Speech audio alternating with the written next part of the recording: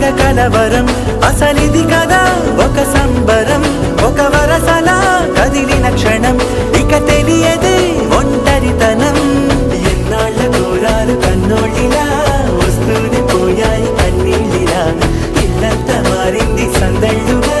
మీరంతా ఉండాలి వందేళ్ళిలా మనవారే వెనకుంటే మరణాన్నే మరిచేలే మనసంతా వెలుగేన ఇక చీకటెళ్ళింది తెల్లారి నీ నవ్వుతోనే 10 మంది